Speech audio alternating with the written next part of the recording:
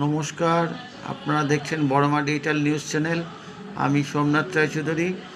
আপনাদের সকলকে জানাই শুভ বিজয়া দশমী এবং পাশাপাশি দশহরার প্রীতি শুভেচ্ছা এবং আন্তরিক অভিনন্দন।